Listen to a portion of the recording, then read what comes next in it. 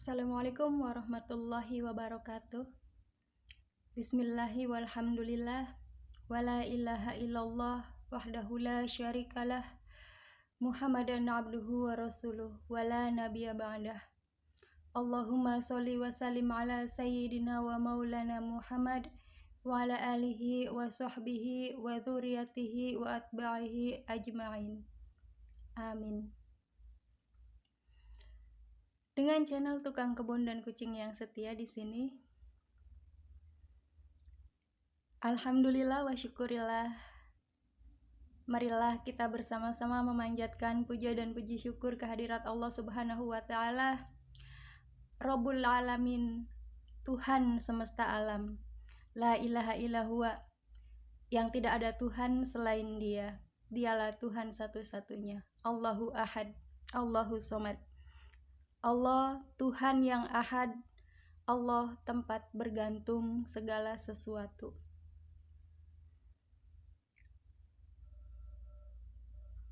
Di kesempatan yang kali ini, saya ingin kembali menjawab pertanyaan salah satu sahabat kita yang kemarin jawabannya telah saya sampaikan sebagian, tapi kemudian terpotong karena masalah durasi memori HP. Sekarang perkenankan saya untuk melanjutkan jawaban dari pertanyaan yang diajukan kemarin itu. Dan untuk sekedar mengingatkan akan isi pertanyaannya, baiklah saya kembali membacakan pertanyaan yang dimaksud. Katanya begini, kalau nggak merepotkan, mohon buat konten lagi dengan menjawab pertanyaan saya yang haus ilmu ini ya. Saya pernah mendengar info dari teman, katanya salah satu ciri Ratu Adil atau Satrio Piningit itu, kemana-mana dia pergi, siang atau malam ada khodam yang selalu menjaga. Hanya orang-orang yang punya pandangan batin yang mampu menembusnya. Berupa naga, harimau, singa, buaya, kuda putih, manusia berjubah, raja-raja Jawa yang moksa, burung Garuda, dan lain-lain. Apa benar itu ada dalam kitab-kitab leluhur dijelaskan begitu? Atau hanya mitos atau dongeng? Demikian isi pertanyaannya. Di sini sengaja saya kembali mengangkat tema ini atau melanjutkan pertanyaan ini karena saya melihat tanggapan dan komentar-komentar dari sahabat Tukang Kebun dan Kucing yang setia di video yang sebelumnya tentang isi dari jawaban yang kemarin saya sampaikan. Ada semacam kesimpang siuran, ada semacam syakwa sangka, keraguan, bahkan mungkin ada semacam penolakan-penolakan tentang yang namanya khodam. Terutama khodam yang ada atau yang mengikuti sosok Budak Angon atau Satrio Piningit ini. Maka di kesempatan yang sekarang ini, saya ingin menyampaikan dan mengulas permasalahan tersebut agar paling tidak di konten video saya telah menyampaikan apa yang saya ketahui, apa yang sampai kepada saya, kepada sahabat Tukang Kebun dan Kucing yang setia yang menyimak video ini, dimanapun sahabat berada.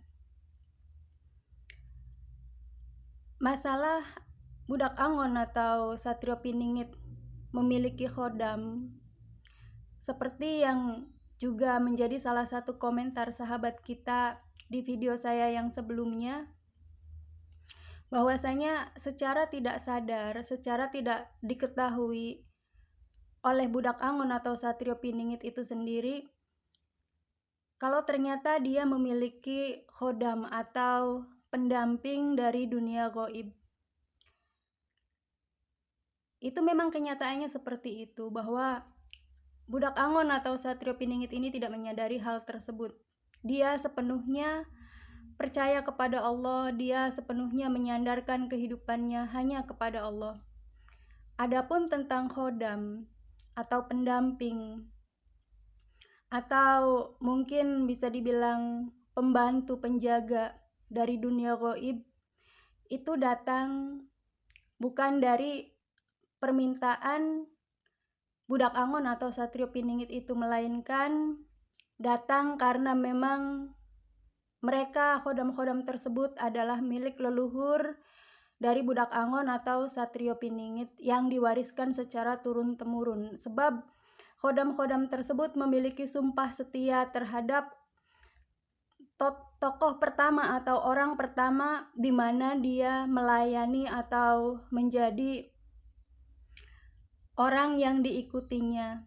Dan khodam-khodam tersebut bersumpah setia bahwa dia akan mengikuti keturunan dari orang yang pertama didatanginya itu hingga akhir zaman. Dan tentu saja bukan semua keturunan yang diikuti, hanya satu keturunan yang memang benar-benar kuat. Dan itu salah satu cara bagaimana budak angon atau satrio piningit ini diikuti oleh khodam. Dan cara yang berikutnya ada dua cara ya. Cara yang pertama itu tadi, yang cara yang kedua adalah ada sosok khodam yang mengikuti secara sukarela kepada budak angon atau satrio piningit ini karena ada laku lampah atau suatu amalan tertentu yang itu sebenarnya ditujukan kepada Allah, akan tetapi khodam ini atau sosok khodam ini menyukai amalan tersebut sebab dia mungkin merupakan sosok yang mengamalkan amalan tersebut, dan dia kemudian rela bahwasanya seluruh kemampuannya dia, seluruh hidupnya dia itu kemudian dipersembahkan untuk mengabdi kepada budak angon atau satrio piningit dengan tujuan yang sama, yaitu mengabdi kepada Allah melalui amalan-amalan yang dilakukan oleh budak angon atau satrio piningit itu. Demikian ya penjelasan saya untuk mengomentari komentar dan tanggapan dari sahabat tukang kebun dan kucing yang setia di video yang sebelumnya. Dan yang sekarang saya ingin melanjutkan jawaban dari pertanyaan yang tersisa mengenai sosok manusia berjubah. Itu iya. Bahkan sosok ini pernah langsung ditemui atau dilihat oleh budak angon atau satrio piningit di malam Jumat tahun 2010 manakala Gunung Merapi di daerah perbatasan antara Yogyakarta dan Jawa Tengah meletus, di mana abu letusan vulkaniknya itu sampai ke keraton, yang mana di hari-hari sebelumnya dan di tahun-tahun sebelumnya kejadian tersebut belum pernah terjadi. Pada malam itulah sosok manusia berjubah itu menampakkan diri. Yang berikutnya, raja-raja Jawa yang moksa. Saya di sini wakilkan dua sosok raja saja ya, yaitu beliau Prabu Siliwangi dan beliau Prabu Jayabaya.